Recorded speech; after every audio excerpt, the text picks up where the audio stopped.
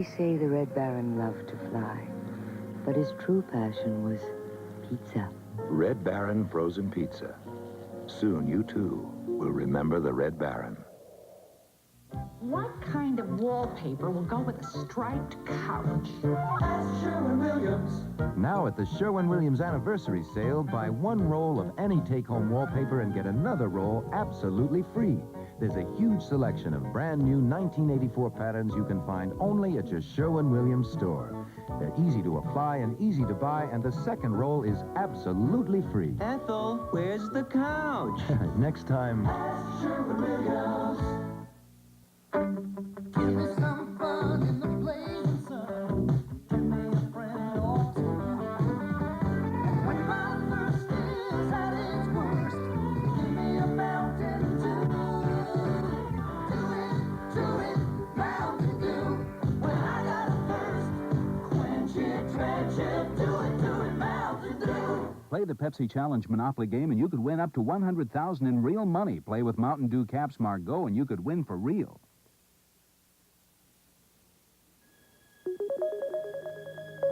WCCO Television, Minneapolis, St. Paul.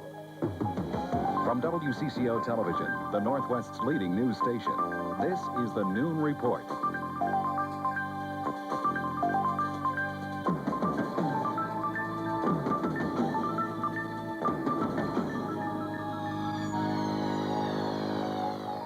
Good afternoon, and thanks for joining us for this Friday edition of the Noon Report.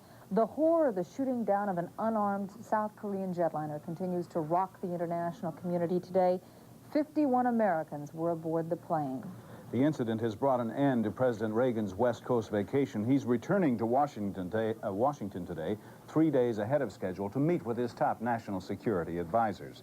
As he boarded the plane to fly back to Washington, the president delivered a scathing attack on the Soviets for their action in destroying that plane. And at the United Nations, the Security Council takes up that controversy today. The flag flying over the White House remains at half-staff today in memory of those who died in the international incident. CBS's Gordon Josoloff reports on response to the tragedy from Tokyo. Japan sent more ships today to search for the missing jetliner. The vessels were combing international waters off the Soviet Sakhalin Island, where the plane is believed to have disappeared. During the day, 2 American military planes joined the search. A U.S. spokesman said they were unarmed and on a humanitarian mission and were operating in international airspace. Japanese officials were questioning a fishing boat crew, which reported seeing bright flashes in the sky in the area about the time contact with the plane was lost. Prime Minister Nakasone's government was preparing to join the United States in seeking an emergency meeting of the UN Security Council to discuss the attack. At the Soviet embassy in Tokyo, right-wing activists staged a noisy demonstration to denounce alleged Soviet complicity in the downing of the plane. Extra police details took up positions around the embassy because of what a police official said was the possibility of larger protests. Tokyo has made it clear to Moscow it is so far dissatisfied with the Kremlin's response to repeated Japanese requests for information about the incident. Gordon Josoloff, CBS News, Tokyo. Today, the Soviet embassy in Paris gave the first official Russian reaction to the destruction of the plane. The embassy condemned as absolutely unacceptable what it calls the hysterical anti-Soviet campaign of Western governments against that tragedy. The spokesman referred to the disappearance of the plane as a, quote, an accident. The statement also insists that the Boeing 747 twice violated Soviet airspace. In Moscow, most Russians learned of the crash from official news releases. CBS's Don McNeil has that story. It is an ordinary late summer morning in Moscow. Soviet citizens hurrying to work can read little about the tragic fate of the South Korean airliner. The Communist Party newspaper Pravda ran last night's 10-line statement from TASS saying that an unidentified aircraft twice violated Soviet airspace, that it had no navigation lights and did not respond to questions, that it was intercepted by Soviet fighters, but that the unidentified plane ignored signals and warnings and flew away over the Sea of Japan. A random sample of people on the streets were asked by CBS News if they knew their country's Air Force had been charged with attacking a civilian aircraft with 269 people on board. Most refused to answer, but for those that did, the answer was no. They knew nothing about it. At the Soviet Foreign Ministry, there was no unusual activity, nor was there anything out of the ordinary going on at the Defense Ministry. The American embassy here says it finds the task report totally unconvincing, that it is in touch again today with the Soviet Foreign Ministry, attempting to get a precise and accurate response to the charge that Soviets shot down the Korean airliner. Don McNeil, CBS News, Moscow. Meanwhile, Agriculture Secretary John Block says the United States should not impose a grain embargo to get back at the Russians for shooting down the jetliner. In a news conference with Missouri Governor Christopher Bond, Block said that when an embargo is used in matters of foreign policy, U.S. farmers are the ones hurt the most. This morning, passengers in New York boarded another Flight 7 to Seoul, heading on the same scheduled route as the KAL flight shot down Wednesday. An airline spokesman says the flight plan, which takes the jet near Soviet-held territory, was not altered for the flight. Last evening, KAL Flight 8 landed at Kennedy Airport, bringing passengers from Seoul. Most of those aboard the plane were unaware of the fate of Flight 7. A Washington senator who was twice a candidate for the Democratic presidential nomination has died. Yesterday afternoon, Senator Henry Scoop Jackson broke off a news conference on the downed plane in Seattle, saying that he was suffering the effects of a cold that he picked up in the Orient. A short time later, he died of a massive heart attack at his Everett, Washington home. The 71-year-old Jackson was a 30-year veteran of the Senate and was best known for his liberal views on social issues and his hawkish stand on national defense. Bill? The 1,200 Marines in Lebanon will soon be getting some reinforcements. President Reagan is sending another 2,000 U.S. Marines to waters off the Lebanese shore, but there are no plans to send them ashore. Word of the additional troop deployment comes as Druze Muslims threaten to attack American troops already in Lebanon. A Druze leader insists that the Marines must remain neutral in the dispute between Muslim militias and the Lebanese army, or his forces will take action against them. Israel's Foreign Minister Yitzhak Shamir has won a pledge from his coalition partners to form a new government. Shamir has been nominated by the Herut Party to succeed Menachem Begin. A letter of intent signed by the 6 factions making up the coalition paves the way for Mr. Begin's formal resignation. Begin first announced his upcoming resignation on Sunday. Then, after talking with political advisors, he confirmed his plans on Tuesday. Debbie? 2 young Minnesota men died last night when their single-engine plane crashed into an alfalfa field in Anoka County. Scott Neil Werner of Osseo and passenger James Allen Gray Jr. of Maple Grove were killed about 8 p.m. Witnesses say the Cessna 152 lost its power, banked to the left, and slammed into the field. Both Anoka authorities and the Federal Aviation Administration are investigating that accident today. A fire in a trailer located in St. Paul's Frogtown area has claimed the life of 1 man. Fire crews were called to 634 Northwestern Avenue at 3:30 this morning for what they were initially told was a garage fire. When they arrived, they found the small trailer in flames. Inside was the body of 37-year-old Ronald Farnsworth, who apparently died in the blaze. Minneapolis police have a woman in custody today following the discovery of a stabbing victim in South Minneapolis last night. Police found the body of the man whose name has not been released at 3110 Blaisdell Avenue South just after 8 p.m. The suspect was arrested a short time later at Lake and Pleasant. No details of the motive for the slaying are available at this time. A fire at the Brotex Company building in St. Paul last night caused an estimated $150,000 in damages. The 3-alarm blaze spread to the roof of the building through the ventilation system. Some 55 firefighters fought the blaze for almost an hour before bringing it under control. No serious injuries, but 2 firemen were treated for heat exhaustion and were released. No word on the cause of that fire. Commuters headed into St. Paul this morning found their route partially blocked by grain. A truck loaded with 50,000 pounds of grain overturned on the highway at the Marion Street exit, dumping its cargo over 2 eastbound lanes of the highway. Making the mess even worse, diesel fuel leaked from the truck. Highway Patrol and state maintenance crews began cleaning up the mess shortly after 4 a.m. with an assist from the St. Paul Fire Department. But only one of the 2 lanes was reopened when the morning rush hour began. The driver of the truck received minor injuries. No word yet on what caused the accident. A former Oak Park Heights prison guard is being charged with helping a confessed murderer escape. Washington County authorities say 28-year-old Mark Peterson of North Hudson, Wisconsin, supplied James Wayne Johnson with hacksaw blades he used to escape from the Wright County Jail. A formal complaint alleges Peterson received $1,000 for smuggling the blades into the prison in his boot. Debbie? For the first time in 19 years, the gas chamber in the state of Mississippi was in use overnight for the execution of convicted child rapist Jimmy Lee Gray. Outside the prison, a small crowd of opponents of capital punishment waited and prayed, but the execution went off as scheduled. Next on the Noon Report, a possible appeal of a ruling that would reinstate 4 workers at the Cambridge State Hospital. We'll have that story in just a moment.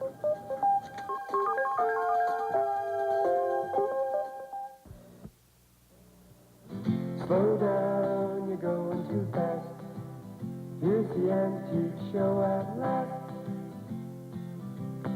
Enjoy the largest and finest antique show and sale in Minnesota at the Minneapolis Convention Center, September 3rd, 4th, and 5th. Enjoy the wonderful world of antiques and meet 175 of the nicest dealers in America. With many furniture dealers, the largest selection of antique glass, china, porcelain, and a fantastic selection of antique jewelry. Your satisfaction is guaranteed. Enjoy the wonderful world of antiques, September 3rd, 4th, and 5th at the Minneapolis Convention Center. Saturday and Sunday, 12 noon till 10 p.m. Monday, noon till 6. It's the best antique show ever.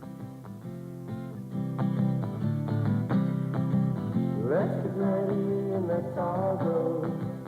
Do-do-do-do, feeling groovy. Bob. I can't believe it. Martha? People across the country are hearing from people they haven't heard from in years.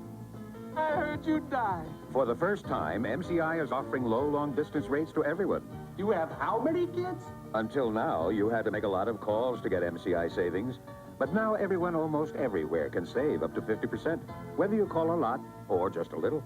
I can't believe you still remember me. Last week, 4 state workers were ordered reinstated in their jobs at the Cambridge State Hospital by a state arbitrator. Arbitrator John Glegler ruled that they were innocent of abusing retarded patients at the hospital. And today, the state welfare department, which oversees the hospital, is asking the state to appeal that ruling. Andy Greenspan has the details. The arbitrator's finding that abuse did not occur here is full of holes, according to Welfare Commissioner Leonard Levine. A sharply critical in-house review of the ruling prompted Levine to ask for an appeal. The review concludes the arbitrator ignored clear evidence of abuse and used unprofessional psychiatric reasons to discredit the state's 2 key witnesses. Levine says the arbitrator has ruled against the welfare department in all 7 patient abuse cases he's heard. The findings of fact were biased. Information was omitted in arriving at this decision. He should not be involved in patient abuse cases anymore.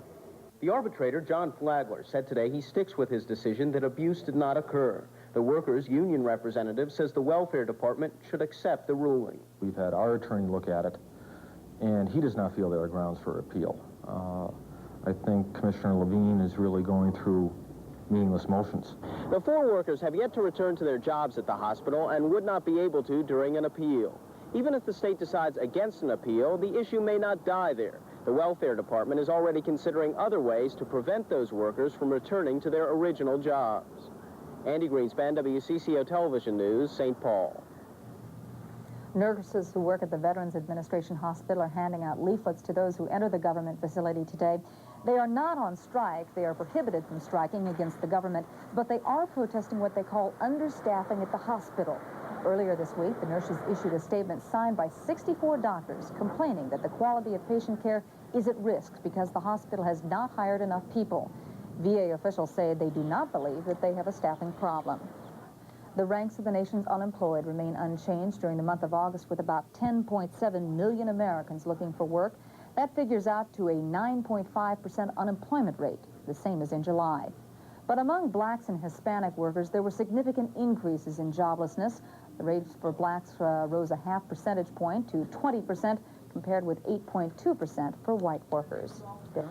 The number of the nation's unemployed will increase by 450 at the end of October. That's when Butler Taconite in Nashwauk, Minnesota, will shut down for 6 months or so. The Hannah Mining Company says it is closing the plant because of reduced demand for iron ore pellets. Trading on Wall Street was delayed for 15 minutes this morning after a package with smoke coming out of it was found in the New York Stock Exchange.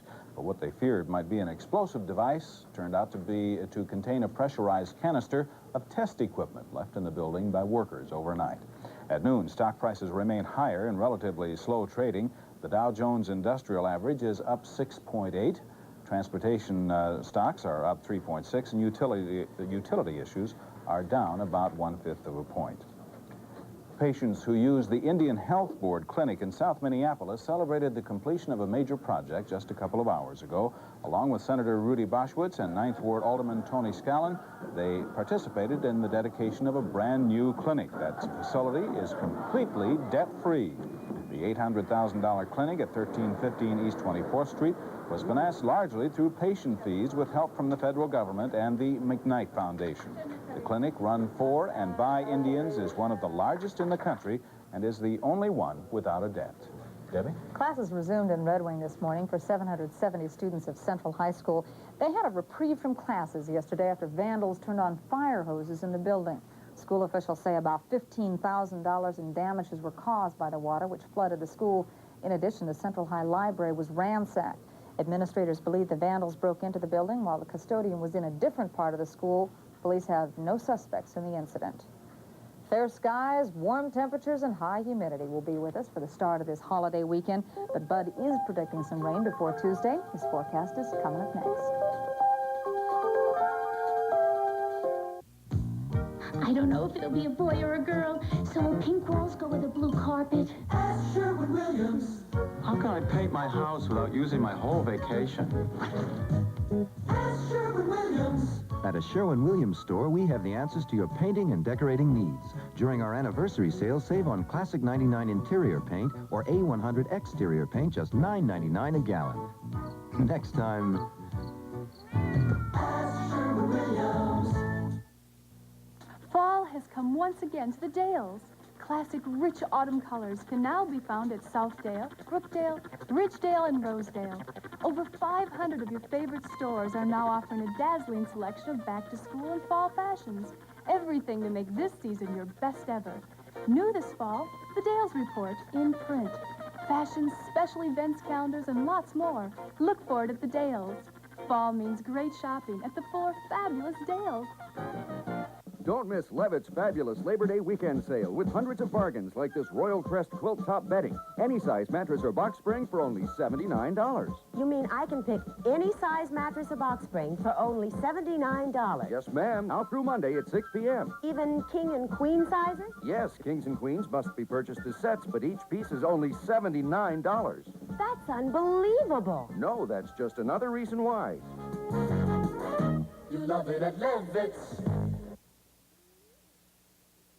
Well, now that we've neatly sorted out, boxed, and filed away under hot all those August temperatures, we have to deal with September. And here is the 30-day outlook for the Dakotas and Minnesota to have about average temperatures for September, above normal readings in Iowa and Wisconsin. Now, in the metro area, the average temperatures in September start out at 76 degrees first part of the month to 67 toward the end of the month, and evening temperatures 55 to 45. This morning, the second day of September, morning temperatures were mostly in the 60s over the 5-state area. Well, a little band of 70s for the Dakotas, 70 at Alexandria, 69 in the metro area. Still some 50s in Wisconsin, 56 this morning at Madison. And for comparison's sake, early morning temperature was 87 degrees at Phoenix, Arizona. Now, there is a little cold front to the west of us, and temperatures behind the cold front are in the 70s. 78 forecasted Helena today. However, ahead and along the cold front in the 90s from Los Angeles to Memphis to our metro area, 100 at El Paso, New York City this afternoon at 86 degrees. Now, if you'd like to see some proof positive that there is a cold front to the west of us, our radar screen will indicate that. Scattered showers along the cold front, Montana, parts of Wyoming, Idaho, and the northern part of Utah, Bozeman, Montana, with a half-inch of rain this morning. These are heavier showers and thunderstorms in the coastal part of Texas, along the Gulf, Florida, Georgia, and the Carolinas. Flooding this morning at Naples, Florida, in the low-lying areas there. Fort Myers at an inch of rain, 3/4 of an inch of rain at Atlanta, and the northern part of Maine, probably around Caribou, a few showers right now. Well, we mentioned the other day that the first state fair was held in 1859, a year after statehood, but the state fair has also been held at Rochester, Red Wing, Winona, Owatonna. Then in 1878, there were 2 state fairs, one in Minneapolis and one in St. Paul, and President Hayes spoke at both of them. Right now, it is Children's Day at the State Fair. Temperature is 85 degrees, 59% humidity, wind from the south at 13, the pressure is 2992, pressure falling. A forecast, sunny, hot, and humid this afternoon, partly cloudy tonight. Will be around 95 today, 70 tonight, southerly winds at 10 to 20. The forecast For Saturday, partly cloudy, hot, chance of thunderstorms with the afternoon temperature at 90 degrees. And it looks like we'll have to include showers Sunday and Monday, and partly cloudy on Tuesday, but cooling off to the low 80s. By Tuesday afternoon, we'll all be back in school or back at the shop or back selling or wherever. Rethink that. We'll check back with you a little bit later. We'll see if we can come up with a better one. Minnesota Twins met Boston last night, and Tom Hanneman says the results were predictable. They split the doubleheader. Tom will have the details coming up next.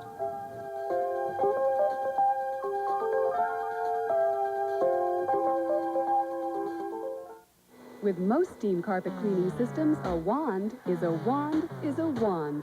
But now there's the Power Brush from Rinse and Vac. With the added cleaning power of this rotating brush, it reaches deep into carpet fibers to loosen and lift out ground-in dirt ordinary wands might miss, even in corners. And so lightweight, it makes carpet cleaning simple. So for deep down cleaning results, rent the exclusive Rinse and Vac Power Brush. Available at participating coast-to-coast stores.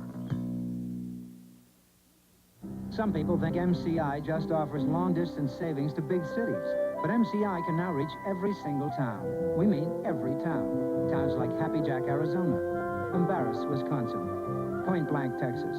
From most areas, you can reach the most remote phone in any other state and save over bill on every call. Not just to every metropolis, but every tiny town. Call MCI. Now you can reach every phone from coast to coast. Children, let's take a test. Oh, this one is easy. Name a soft drink with no caffeine. 7-Up! And no artificial color. 7-Up? And no artificial flavor. 7-Up? Now, which soft drink has a clean, refreshing, unspoiled taste? 7-Up! I could not have said it better myself. Don't you feel good about 7-Up? Get ready for the perfect chicken cutlet. A new, plump and juicy chicken cutlet from Swanson. Shouldn't a cutlet be big? How about 3½ ounces big? Look at that crispy coating. Ah. Shouldn't it have big, juicy pieces of chicken inside? Come on, try another bite. Care for more? Well then, buy some. Introducing Plump and Juicy, a cutlet above the rest. Well, as we all know, the Twins have had more than their share of problems this season, but the biggest, in my mind, is one of inconsistency. And they proved it again last night in Boston, beating the Rose Hose 11-0 in one game and then suffering a 9-3 loss in the nightcap. Al Williams tossed his first major league shutout in Game 1, while Tom Brunansky collected 6 RBIs on a pair of home runs. The second verse, however, was a much different story. Boston scored 4 times in the second inning, twice on a Wade Boggs bases-loaded double. Boggs had 2 hits and walked 3 times last night to maintain his league-leading .366 batting average. Boston led 9-0 before the Twins retaliated with 3 runs. In the late innings, Rick Lysander took the loss. Well, Edina opened its bid for the National American Legion baseball title in Fargo last night with a 4-0 shutout of Boyertown, Pennsylvania. Boyertown is the defending national champion. Rob Wassenauer picked up the win. The Vikings will kick off the '83 regular NFL season in Cleveland Sunday in less than perfect health. Of course, that always seems to be the case. Kicker Rick Danmeyer is unavailable and will remain that way for at least another month. Rick is scheduled to undergo surgery to remove a bone fragment broken off a disc in his back today. Benny Ricardo will fill in for the time being. There are problems at the tight end position as well. Joe Sensor is out another month. Steve Jordan and Bob Brewer remain sidelined with nagging injuries, so rookies Norris Brown and Mike Malarkey will have to carry that load. Bud Grant called the tight end situation bleak. He said, "We've got 3 days to get ready," but added, "God created half the world in that time." Certainly can't argue with that logic. Vikings appear to be in pretty decent shape in the offensive backfield, especially at the running back positions. Fans are expecting a lot from Darren Nelson at that spot, but Nelson told Mark Rosen the fans aren't the only ones anxious to see how Darren will play this year. Well, I'm kind of anxious to see what Darren's going to do this year, really. You know, last year really wasn't exactly my year. I got sick, I hurt my ankle, and then there was a strike, so I kind of feel like this is my rookie year all over again. So I'm putting the pressure on myself. Well, it's nearly impossible to predict all the winners and losers around the NFL this weekend, but of course that won't stop anyone from trying. Here's how the Las Vegas odds makers are calling the games. The 49ers and Eagles kick off the regular season tomorrow with San Francisco a 4-point favorite. Then on Sunday, the Patriots a 6-point pick over the Colts, Miami 4.5 over Buffalo, Tampa Bay rated a field goal better than Detroit, Pittsburgh favored by a touchdown over Denver. The Giants 4 over the Rams, Cincinnati a 2-point favorite of the Raiders, New Orleans 2 over St. Louis, Bears are a slight favorite in their game with the Falcons, Green Bay predicted to win by 4.5, the Chargers by 3, Kansas City 2 over the Seahawks, and in the game we're all concerned with, Las Vegas picks Cleveland to beat the Vikings by 1.5. We know that's impossible. No one's kicked half an extra point as of yet, at least that I know of. Rice University, the Gopher football team's first opponent of the season, kicked off their year last night with a 45-14 loss to Houston. Rice was 0-11 last year, now 0-1 this season. The Owls will face the Gophers, who are also hoping to break out of a losing streak, 8 straight. They'll meet September 10th in Houston, Bill. You forget, Tom, now that we have a soccer-style extra point kicker, maybe they can kick half a point. That could be. I'm not so sure about that, though. Okay, at a press screening of a new movie in New York last week, critics were nearly unanimous in their appraisal of the potential of a young British actress by the name of Julie Walters. Co-star Michael Caine agrees, and he compares the opportunity represented by her performance to his in Alfie. This time is a girl called Julie Walters, and it's really her Alfie. Right. But it is her Alfie, isn't it? It is her big shot, and I think she's taken the opportunity with both hands and made a wonderful job of it. The film, which will be released in the United States in about a month, is called Educating Rita. Julie Walters plays Rita, an essentially uneducated hairdresser who goes to a professor played by Michael Caine in her search for learning. Julie had played the role on stage in London for about a year, but other than that, she's rather new to acting. I'd always wanted to be an actress, but I didn't know anything about the theatre. I knew nothing about it, or how you got into it, or I didn't know any actors or anything like that. How did you accomplish it then? Well, I looked under drama in the telephone directory, and I came across this thing called the British Drama League, and I rang them up, and they sort of said yes, and some terribly pompous person on the end. And I said, I want to be an actress, and they said, yes. And I said, well, what do I do? And they said, well, you're probably best if you go to university. Well, I hadn't got the qualifications to go to university, and they weren't of any help, actually, at all. But then I had a friend who was at the Polytechnic in Manchester, he was doing sociology, which has nothing to do with drama at all, but he said, they do a course here, so I gave up nursing and suffered the wrath of my mother. And now most of the critics agree, and probably Julie's mother does too, that the suffering was worth it. Co-star Michael Caine had some thoughts about the stardom he feels will inevitably come to Julie. Fame also changes, and success also changes not only you, which it obviously does, it changes everybody else's attitude towards you, or everyone around you. So even your close relations become different, not better or worse, but different. And so it takes quite a lot of getting used to. But if you're not a success till you're 30, which is what I was, it's very easy. I would hate to have children who became a success at 16 or 17 when they really didn't know what they were talking about or doing. Michael Caine, a real gentleman. Today is kind of a sad day for all of us here in the Noon Report because we're bidding goodbye to our producer since the Noon Report began, for the 2 years we've been on the air, Jerry Suddert, who is taking an executive position with the state. I was going to say, our loss is the state's gain. She starts working for the state later this month. Say goodbye, Jerry. And we wish you, well, in show business parlance, break a leg. That's it for us today. We hope you'll join us again on Monday. Have a nice Labor Day weekend. I'm not alone. 10 million folks have a bladder control problem. So why can't I find the protection I need? You need Depend for discreet, effective protection. Like this Depend undergarment with a form-fitting shape and advanced absorbent system. Depend puts protection where it's most effective. Try regular or extra absorbency for bladder control problems. The name says it all. Depend at drug and healthcare stores. Small town, homegrown, made the way you'd make your own pizza. Tombstone. It's a ladle on and loaded up with lots of mozzarella on the pizza. Tombstone. We pile on the goodness. We're loaded with real cheese. We're sure the taste of Tombstone's gonna please your family. We're a small town, homegrown, made the way you the way you'd make your very own Tombstone. What a scoop. Admiral introduces refrigerators a la mode. Admiral invents the first refrigerators that make ice cream. And they're available now at very special introductory prices at AABC, Appliance and Air Conditioning. AABC, famous for same-day service citywide on all makes and models. Call 24 hours, 7 days a week. AABC, they'll be there today. That's AABC, Appliance and Air Conditioning.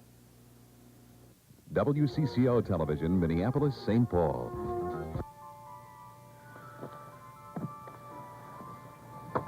Oh, you want something to eat, something to drink, anything? Okay. I could kill for some cottage cheese. We don't have any. Well, guess I don't have to have any cottage cheese, really. Oh, yeah, sure. I could really use some fresh air, and then I could go out and buy you some cottage cheese. I think I'll just do that. Okay? Thank you, Fred. But you know what? You got to promise me. You're not going to move, okay? Oh, I won't budge. You promise? I will not budge. Hey. Okay.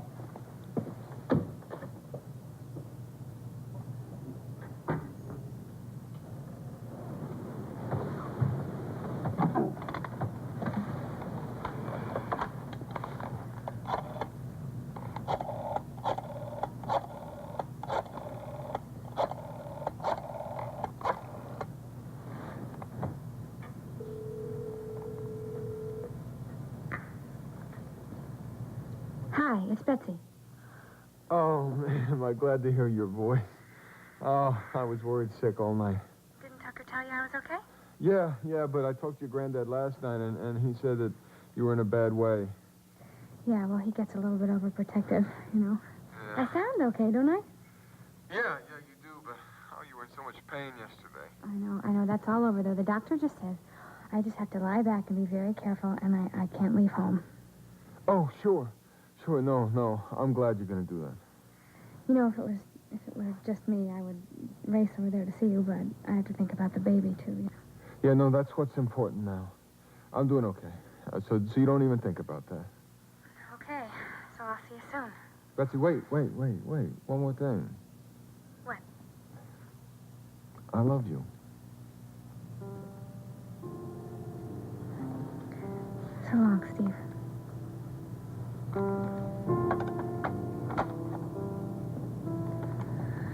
I love you, too.